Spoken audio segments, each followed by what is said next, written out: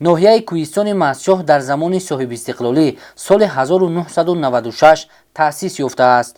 ناحیه از جهت جغرافی ناهموار بوده در بلندی از 2 تا 3000 متر از سطح بحر جایگیر می باشد. آن را از جنوب قطارکوه‌های زرافشان و از شمال قطارکوه‌های ترکستان احاطه کردند. درازی این دره زیبا منظر و دارای طبیعت ناتکرار 170 کیلومتر را تشکیل می دهد. اهالی ناحیه کوهستان مهدشاه زیاده از 24000 نفر را تشکیل می دهد و شغل اساسی ساکنان کشاورزی، باغداری و چارواداری می باشد. در دوام سالهای صاحب استقلالی کشور با توجه مخصوص اساسگزار صلح و وحدت ملی پیشوای ملت پرزیدنت جمهوری تاجیکستان محترم امامعلی رحمان آباد و زیبا گردیده شهرک مهران از نو بنیاد گردید و استقبال جشن 30 سالگی استقلالیت دولتی جمهوری تاجیکستان بیشتر از 100 انشاءات گوناگون تعیینات ساخته به استفاده داده می شوند. تا امروز یک قطار انشاءات گوناگون ساخته مورد استفاده قرار داده شده، کارهای ساختمانی در دیگر بناهای معماری و معیشی ادامه دارند. باید ذکر نمود که دوام سالهای صاحب استقلالی اساسگزار صلح و وحدت ملی پیشوای ملت پرزیدنت جمهوری تاجیکستان محترم امامعلی رحمان 5 مرتبه با سفر کاری به ناحیه کوهستان مهدشاه تشریف آورده انشاءات زیادی گوناگون تعیینات را مورد بهره برداری قرار داده با ساکنان محنتقرین ناحیه ملاقات صمیمی انجام دادند. باری آخر پرزیدنت مملکت محترم امامعلی رحمان سال 2016 به این ناحیه بلندکوه تشریف آورده در مرکز ناحیه شهرک مهران بینای نو مقامات اجرایی حکومت دولتی ناحیه، خانه استقامتی دو-آشیانه برای عائله های خدمتیان دولتی، خط آب نوشاکی برای شهرک نوبنیاد و دیگر انشاءات حیاتاً مهم را مورد استفاده قرار داده بودند. این هر باری که ما تلویزیون میکشیم یک کارخانه میکشاین، یک مکتب میکشن، یک راه آباد میشن. مردم از پس یک مرد شریف رفته ایستادن، مردی که خداداد است از پس هوای رفته به این پیشروی ها به این تغییرات عظیم موفق شده ایستادیم. این هم توسط همین سیاست خیرتمنده پیشوای ملت است. ما شکر میکنیم که در همین دور و زمان زندگی میکنیم و شکر از اون میکنیم که فرزندان ما آینده با زندگی خوبتر و بهتر میبینن. تغییرات بینید، این پیشروی بینید. این همش توسط سیاست خوب است، سیاست درست است، سیاست عاقلانه است که ما شکر میکنیم که سیاست مدار داریم. در زمان صاحب استقلالی ساحه معارف در این ناحیه کوهستان رشد کرده با ساخته به استفاده دادن بناهای نو مؤسسه های تعلیمی نورسایی جای نشست حل گردیده خوانندگان در شرایط معاصر به تحصیل فرا گرفته شدند. حالا در ناحیه کوهستان مهدشاه 34 مؤسسه تحصیلات میانه عمومی موجود است که در آنها قریب 6000 نفر خوانندگان تحصیل میکنند. مشاهده ها نشان میدهند که سال به سال سطح و صفت تعلیم و تربیت در ناحیه بهتر گردیده سویه دانش خوانندگان هم بالا رفته است. هر باره که اساسگزار صلح و وحدت ملی پیشوای معظم ملت محترم امامعلی رحمان به ناحیه کوهستان ما تشریف می‌آورند، خصوصا در ساحه معارف دگرگونی‌های زیاد به عمل آمده است. در سالهای 2013 مخصوصا در دهه دهمناره از مکتب زمانوی پوشیده شد که در یک بس 240 نفر خواننده تحصیل می نمایند. بنابراین امروز جناب عالی به ناحیه کوهستان مهدشاه تشریف آوردند، خصوصا ساحه معارف پیشرفته ایستاده است.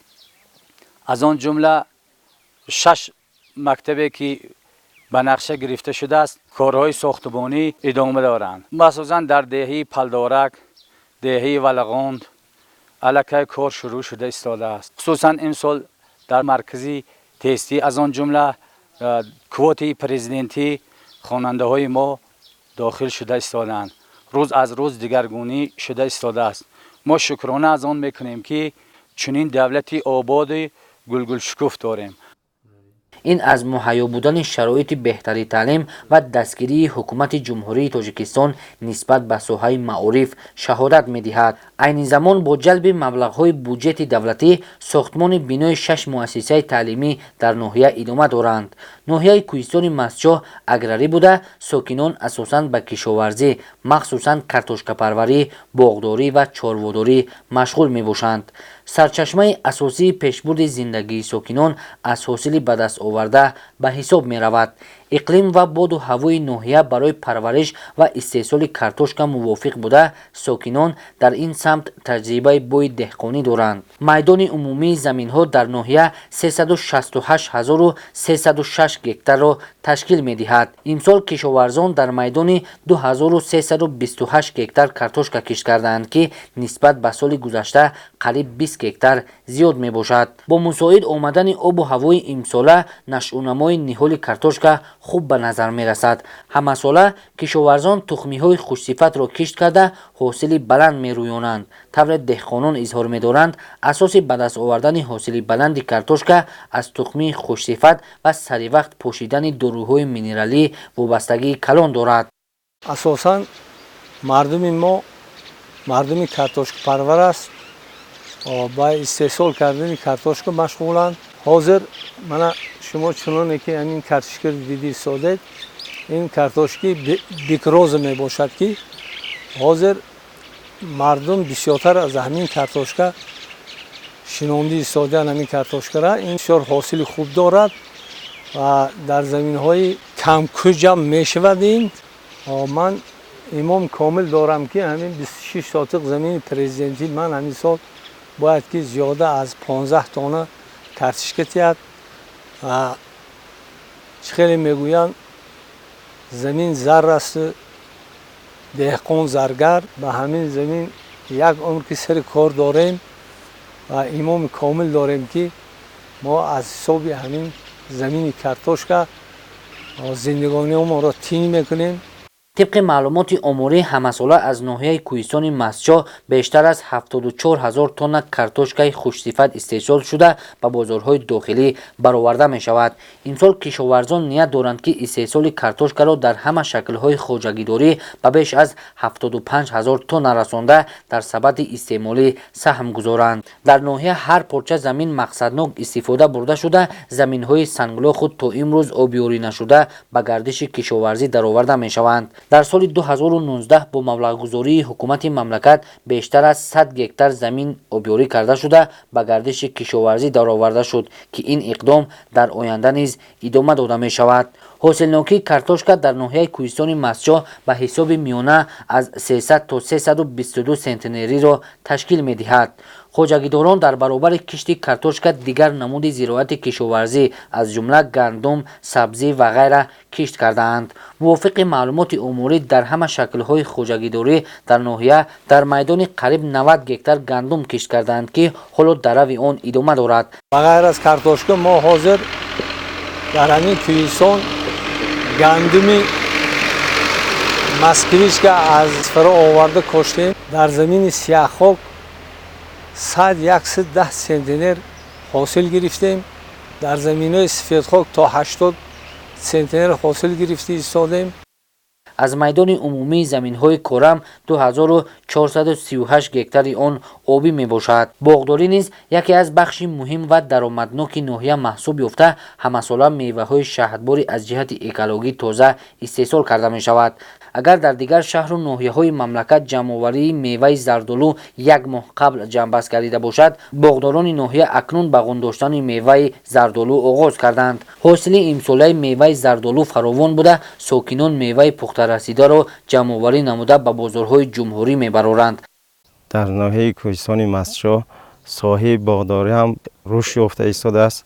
چقدر که میبینید حاضر در خود دهی دهناره مثلا در این باغ ما که از درختان سیب، زردالو، گیلاس و دیگر میوه ها رشد یافته ایستادن، خیلی باد و هواش خیلی مساعد می باشد در شرایط باغداری و ما هم از سال 2008 تشبث جناب عالی را دستگیری نموده در حجم 2 گکتار زمین باغ را که میبینید تا به امروز سبز و خارم می باشد.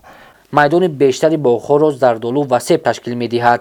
айни замон майдони боғҳои мевадиҳанда дар ноҳияи кӯҳистони Мастчоҳ 595 гектар буда дарахтони зардолу пур аз мева мебошанд. дар доираи барномаи давлатии рушди соҳаи боғутокпарварӣ дар ҷумҳурии Тоҷикистон барои солҳои 2016-2020 майдони боғҳои мевадиҳанда зиёд карда мешавад. тибқи таҳлилҳои оморӣ соли 2016 дар майдони 16,2 гектар боғи нав бунёд карда шудааст ва дар соли 2019 бошад майдони боғҳои нав ба 21 гектар расонида шудааст ки нисбат ба соли 2016 қариб 5 гектар зиёд мебошад. дар маҷмӯъ аз соли 2016 то соли 2019 дар ноҳия ҳамагӣ қариб 80 гектар боғҳои нав бунёд карда шудааст. соли 2019 дар ноҳия бо дастгирии ҳукумати ҷумҳурии Тоҷикистон ва таваҷҷӯҳи махсуси пешвои миллат муҳтарам Эмомалӣ Раҳмон дар майдони 4 гектар боғи интенсивӣ бунёд карда шуд. аллакай дарахтони шинонидашуда ба ҳосил даромада имсол кишоварзон ният доранд ки аз он ҳосили баланди себ ба даст оранд.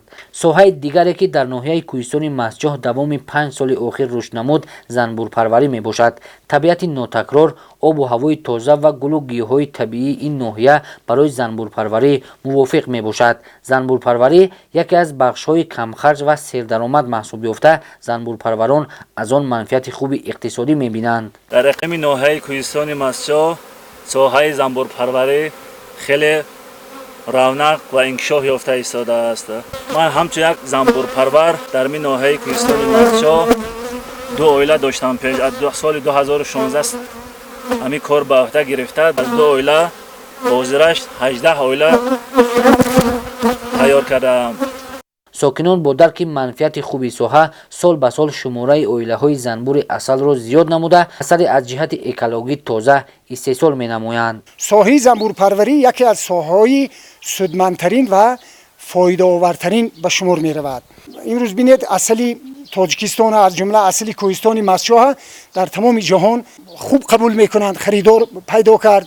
ҳамин дастуру супоришҳои роҳбари давлат мардуми мо ҳам ба ҳамин соҳа мароқ зоҳир карданд, бо дасту дили гарм ҳамин кора сар карданд ва имрӯз дар кӯҳистони Мастчоҳ ҳамин соҳа хеле пеш рафтааст. ягон деҳае нест ки занбури асал набошад ва ҳосили хуб ҳам ба даст мебиёранд. агар дар соли 2018 шумораи оилаҳои занбури асал дар ноҳияи кӯҳистони Мастчоҳ 1090 оиларо ташкил медод, ин шумора дар соли 2019 ба 2000 оила расонда шуд. нигоҳубин кардани занбур аз асалпарварон маҳорати баландро талаб мекунад. занбурпарварон зимни суҳбат изҳор доштанд ки шароиту имкониятҳои табиии ноҳия имкон фароҳам меорад ки сол ба сол шумораи оилаҳои занбури асал зиёд карда шуда, сокинон аз ҳисоби даромади он зиндагиашон беҳтар намоянд. дар маҷмӯъ занбурпарварӣ дар ноҳия сол ба сол рушд карда, сокиноне ки ба ин соҳаи сердаромад машғуланд барои бештар намудани шумораи оилаҳои занбури асал ҳавасманданд.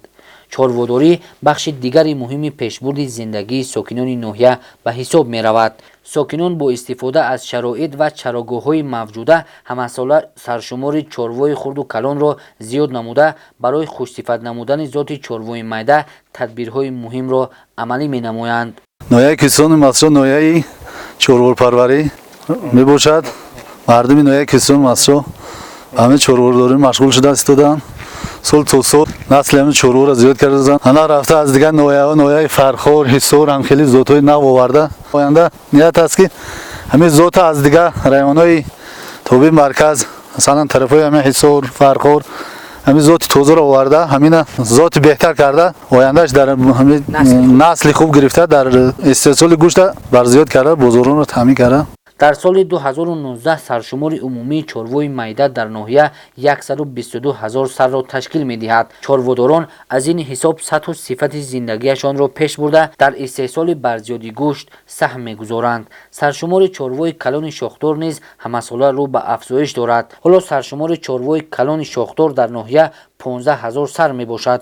умуман дар ноҳияи кӯҳистони Мастчоҳ соҳаи кишоварзӣ сол ба сол ба пешравиҳои назаррас ноил мегардад. дар ноҳия ҷиҳати самаранок истифода бурдани замин ба даст овардани ҳосили дилхоҳи зироати кишоварзӣ, махсусан картошка, тадбирҳои саривақтӣ андешида шуда, ҳамасола истеҳсоли маҳсулоти кишоварзӣ зиёд карда мешавад.